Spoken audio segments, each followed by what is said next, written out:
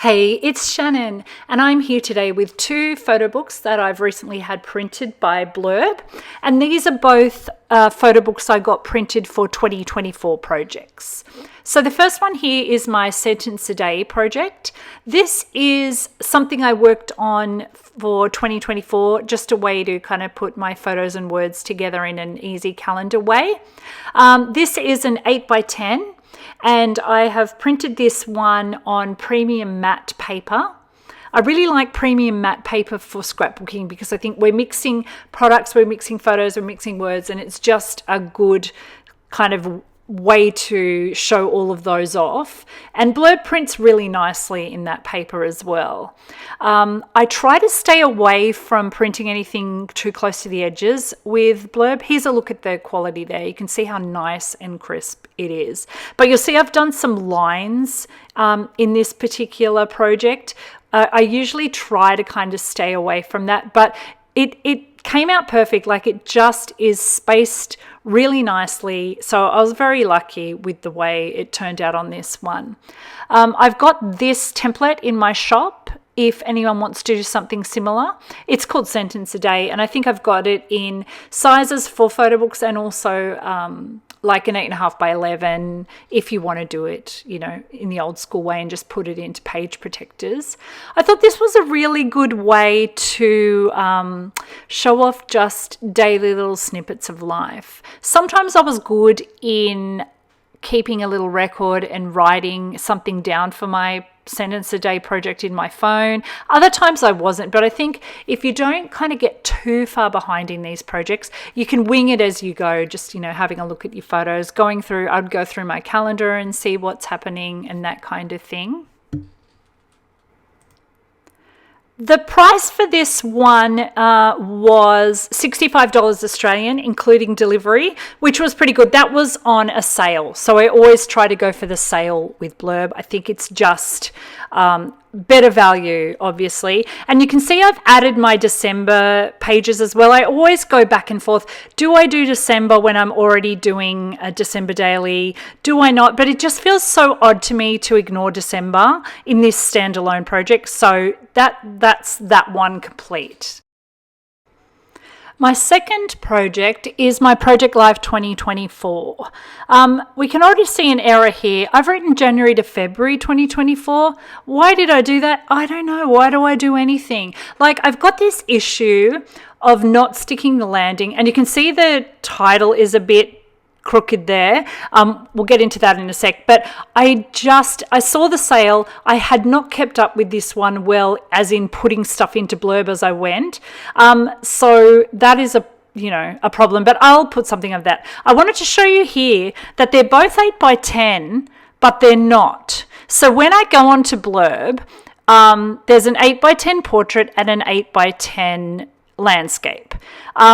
And it's not. You can see it's probably about 1 centimetre or half an inch out, which caused me problems. I have written to Blurb about it. I just haven't heard back. So I'll just show you through it.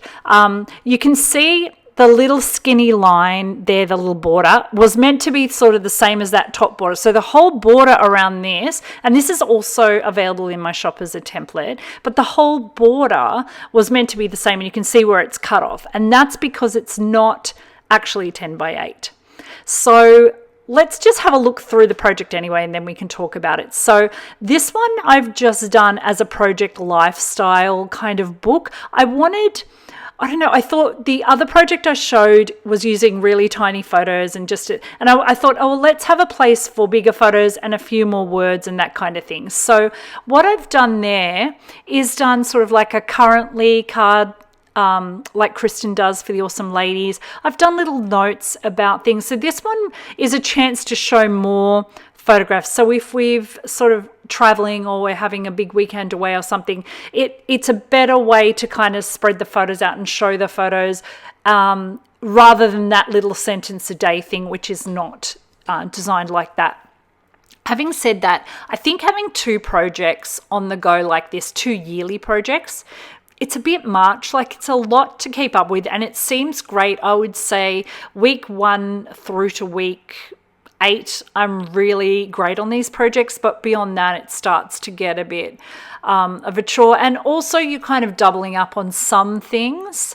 I do really love how the photographs came out in this, and everything really. So this one is a 10 by 8, as I said, and the photo paper I chose for that was premium luster, and it's really, really beautiful. It just is really beautiful.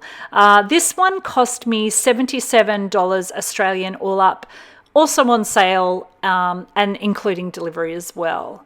So flicking through this one, it makes me really happy, even though you can see my spacing is off, and maybe, you know, everyone else won't notice that the spacing is off on the sides. And I'm just really actually lucky that you can't tell that much, because if I would have gone up to the edge for what I thought was a 10 by 8, I would have had some very obvious cropping there. But like I said, doing photo books, it's just a really good idea to give yourself a lot of white space.